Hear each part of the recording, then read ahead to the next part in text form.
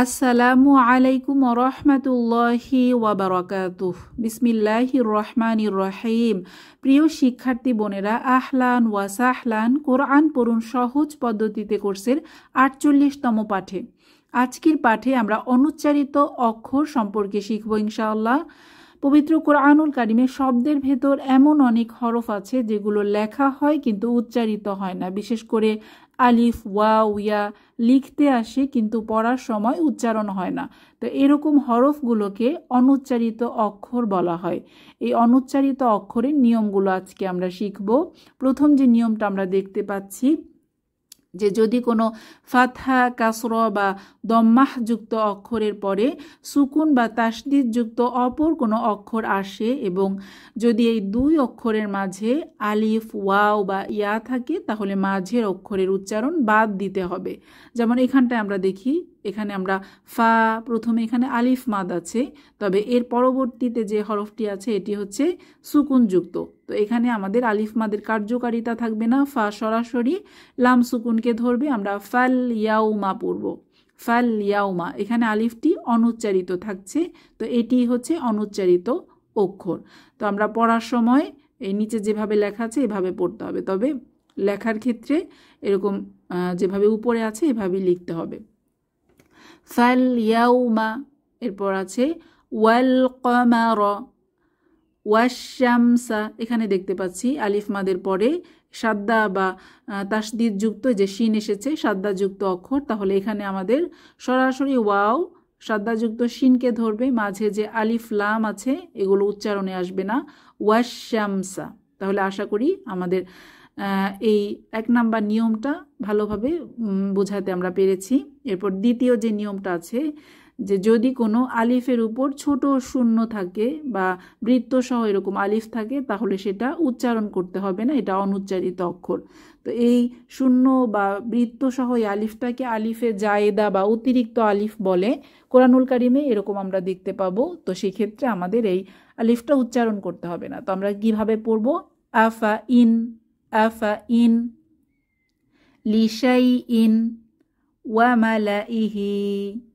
এরপর সামুদা, লিতাতলুয়া, লান নাদউয়া, লা ইলাল্লাহি, ওয়ালা আউদাউ, বিসাল ইসমু।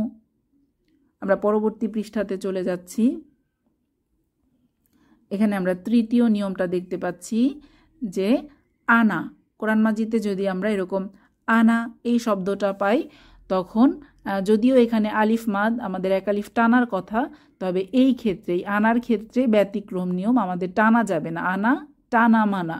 আনা কথার অর্থ হচ্ছে আমি, তো আমাদের তাড়াতাড়ি পড়তে হবে। এই আলিফটা অনুচ্চারিত থাকবে, শেষের আলিফটা। তো আমাদের কিভাবে পড়তে হবে? আনা, ওয়া আনা, ফা আনা। তবে কথা হচ্ছে যদি থামার জায়গায় বা ওয়াকফের জায়গায় এরকম আমরা আনা পাই তখন আমাদের এক আলিফ টেনে থামতে হবে। তবে আয়াতের মাঝে আনা পেলে আমাদেরকে তাড়াতাড়ি পড়তে হবে, আনা। এরপর ৪ নাম্বার যে নিয়মটা যে খাড়া জবরের পরে যদি হরকতের চিহ্ন ছাড়া কোনো ইয়া থাকে, এরকম খালি ইয়া থাকে, তখন এটাকে আমরা পড়ব না। এই খালি ইয়াটাকে বলা হয় আলিফুল মাকসুরা। তো এটা উচ্চারণে আসবে না।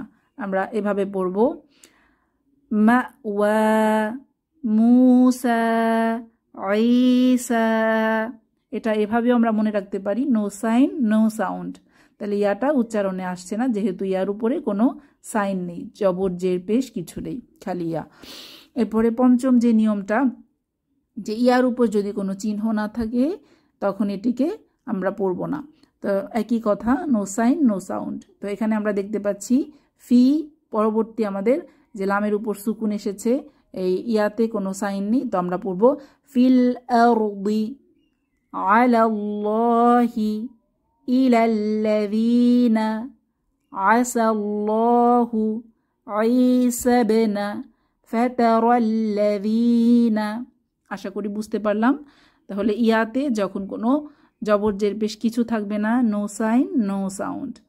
এরপর সেইমভাবে ষষ্ঠ যে নিয়মটা, ৬ নাম্বার নিয়মটা যে ওয়াও, যদি ওয়াওয়ের উপর কোনো চিহ্ন না থাকে তখন সেটা উচ্চারণ করতে হবে না, এটা লিখতে আসে, পড়বো না আমরা। তো কিভাবে, এখানে দেখি, আল হায়াতি পড়বো, মাঝের যে ওয়াও এটা উচ্চারণে আসবে না, no sign no sound. as-salata, az-zakata, wa ulul arhami ulaika ওয়ালা উসাল্লিবান্নাকুম। তাহলে আশা করি অনুচ্চারিত অক্ষরের পাঠ আমরা ভালোভাবে বুঝতে পেরেছি। আমরা আমাদের আজকের ক্লাস এখানেই শেষ করব। সুবহানাকাল্লাহুম্মা ওয়া বিহামদিক নাশহাদু আল্লা ইলাহা ইল্লা আনতা আস্তাগফিরুকা ওয়া আতুবু ইলাইক। আসসালামু আলাইকুম ওয়া রাহমাতুল্লাহি ওয়া বারাকাতুহু।